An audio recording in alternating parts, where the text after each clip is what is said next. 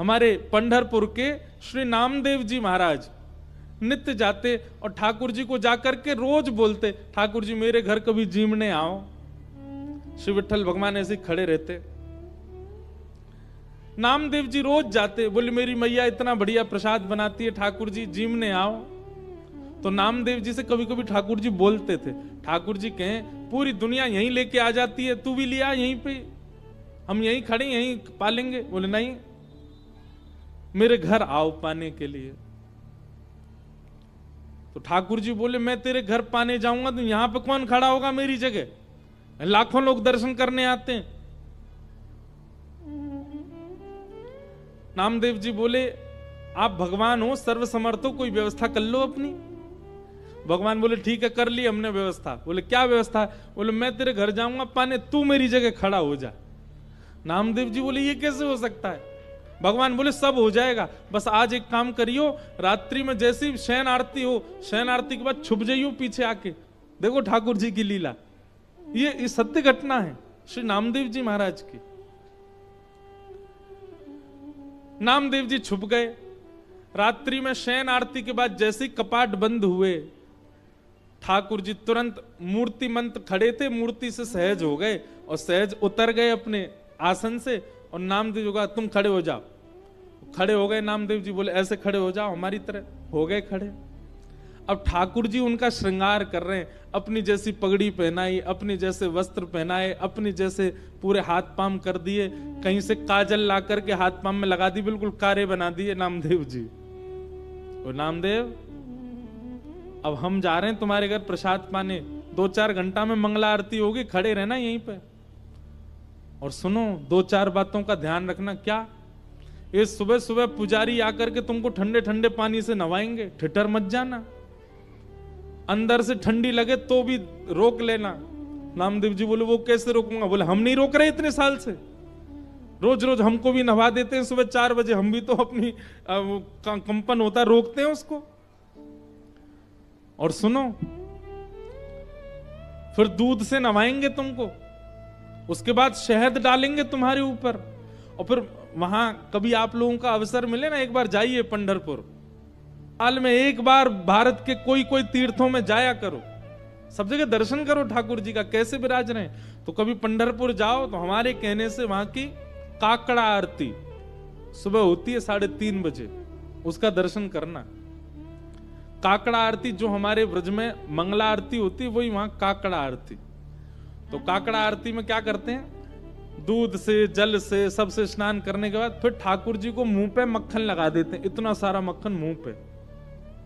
तो ठाकुर जी बोले स्नान आदि के बाद तुम्हारे मुंह पे मक्खन लगाया जाएगा, तुम्हारा मन तो करेगा कि मैं खा लूं, लेकिन जीभ निकालना नहीं बाहर, उसको लगे ही रहने देना।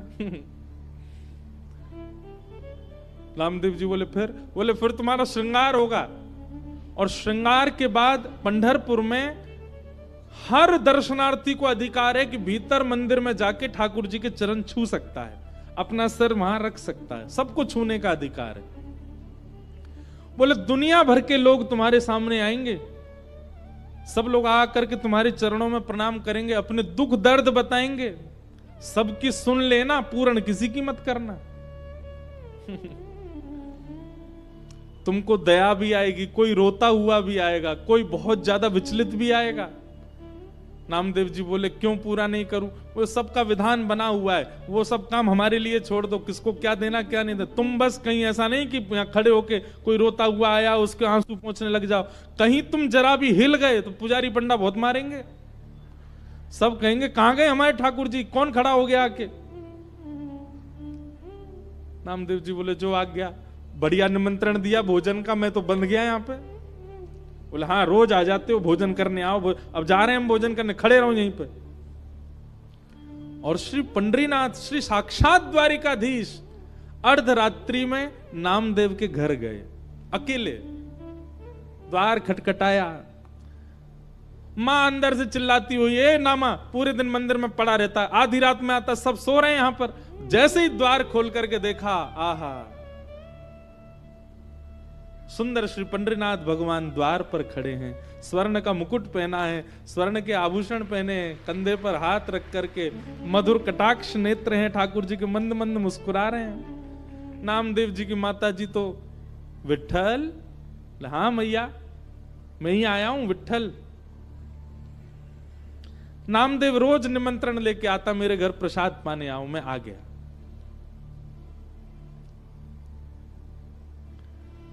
नामदेव जी की माता जी ने चूल्हा रात में चेताया, खूब बढ़िया बढ़िया प्रसाद बना करके ठाकुर जी को अपने हाथ से पवाया। इतने में ही घंटे घड़ियाल बजने लगे, 3:30-4 बज गए, सुबह के मंगला आरती का समय हुआ। ठाकुर जी ने कहा मैया जल्दी करो। बोले क्या हो गया?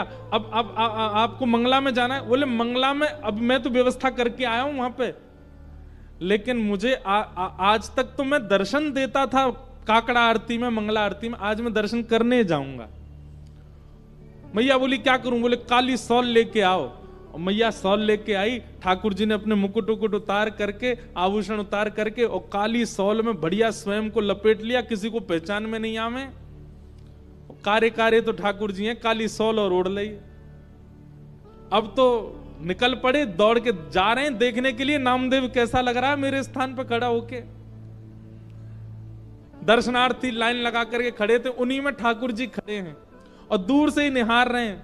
नामदेव जी चुपचाप नेत्र बंद करके, हाथ बिल्कुल कमर पर, जैसे पंडरीनाथ भगवान खड़े होते हैं बिल्कुल वैसे ही खड़े हैं। और ठाकुर जी दूर से ही देख करके नामदेव की बलियां ले रहे हैं। आहा मेरो नामा कितना अच्छा लग रहा है। गर्भगृह में जैसे ही ठाकुर जी पहुंचे, ठाकुर जी के आते ही नामदेव जी को पता चल गया कि ठाकुर जी आए हैं। सो नामदेव जी मन में सोचे सब प्रणाम कर रहे हैं कि ठाकुर जी प्रणाम नहीं कर ले मुझको, मैं कैसे रोक पाऊंगा? ठाकुर जी प्रणाम कर रहे हैं। ठाकुर जी गए, नामदेव जी को देखा। नामदेव जी को देख करके जैसे ही नीचे सर झुकाया, नामदेव जी के नेत्रों से आंसू गिरने लगे। नाथ ये कैसी लीला कर रहे हो आप? बलैया लेने लगे।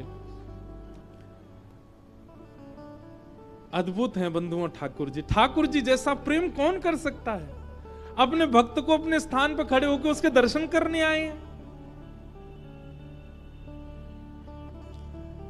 पहले तो खूब बलैया ली, और फिर उसके बाद ठाकुर जी बोले ए नामा तुझे नोच के भाग जाऊं?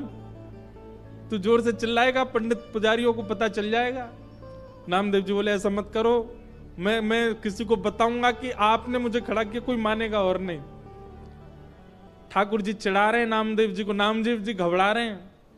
ऐसी लीला, इसको कहते हैं रास। क्या कहते हैं? रास। ये लीलाएं जब ठाकुर जी आपके लिए सहज हो जाते हैं, ठाकुर जी आपको प्रायोरिटी देने लग जाते हैं, ठाकुर जी आपके लिए यह भूल जाते हैं कि वे परमात्मा हैं, इसको कहते हैं रास। रास का मतलब नाचना नहीं होता। रास का मतलब इन गोपियों के लिए ठाकुर जी सहज हो गए। इन गोपियों के लिए ठाकुर जी ने अपना परमात्म भेष त्याग दिया। इन गोपियों के लिए ठाकुर जी सरल बन गए, दीन बन गए, इसीलिए उसको रास बिहार कहा। और वृंदावन में रास नहीं किया ठाकुर जी ने, महारास किया। महारास मतलब आज तक ठाकुर जी महारास बिहारी हैं। मतलब आप जाकर के प्रस्तुत करो, आज भी ठाकुर जी अपने पाषाण भेष को त्याग करके आपके लिए सहज होने को तैयार बैठे हैं वृंदावन में। ये केवल वृंदावन में और कहीं नहीं। आज भी वृंदावन में कितने वैष्णवों को अनुभव होता है। श्री बिहारी जी में तो पर्दा ही हमारे बार बार लगाया जाए कि कहीं कोई टकटकी लगा के बिहारी जी को देख नहीं ले, नहीं तो ये वही के संग चले जाएंगे। आपके नेत्र कहीं ठाकुर जी से नहीं मिल जाए, इसलिए बार बार पर्दा किया जाता है बिहारी जी के आगे। एक बार चले गए थे किसी के संग कहीं, पर ढूंढ ढांड के लाए, तब से नियम बन गया कि बार बार पर्दा करो। क्यों? क्योंकि बिहारी जी ने कोई से नैन मिला लिए, सो कैसो भी आदमी हो बाकी संगी चले जाएंगे।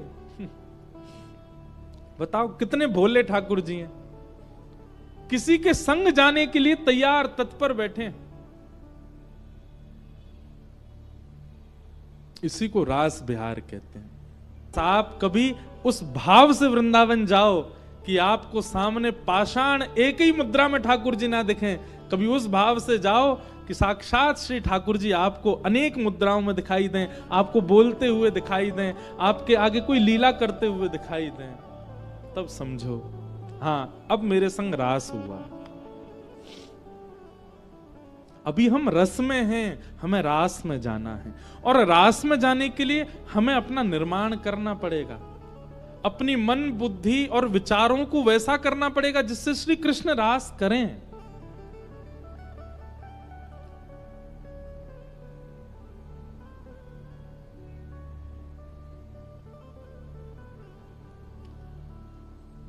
गोपियां अपने अपने घरों में, ये गोपियां सामान्य नहीं है बंधुओं, ये त्रेता युग के समस्त दंडकारण्य वन के संत हैं जो राम जी से मिलने की प्रतीक्षा कर रहे थे।